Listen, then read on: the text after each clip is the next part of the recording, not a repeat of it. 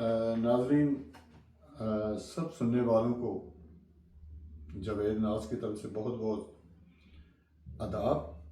तो आज मैं जो आपकी नज़र में एक नज़म करने लगा हूँ वो कुछ ऐसे अपने अजीज़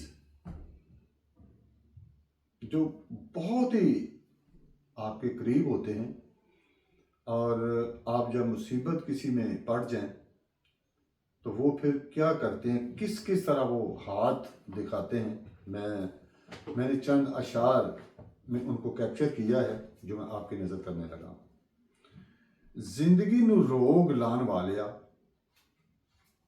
जिंदगी नू रोग लान वालिया, तू थोड़ा बहुत ही सोच लेंदा।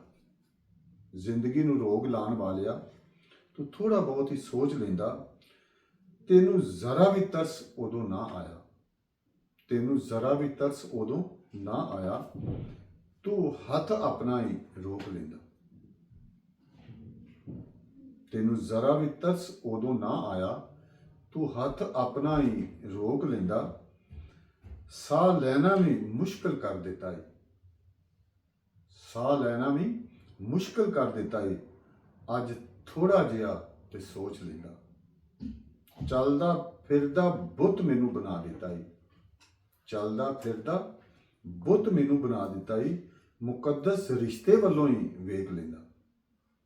चलदा फिरदा बुत मैनू बना दिता ही, मुकद्दस रिश्ते वालों ही वेख लेंदा। नाज तरस ओनू शायद आ जांदा, नाज तरस ओनू शायद आ जांदा, जे पढ़ ओ मेरे लेख लेंदा।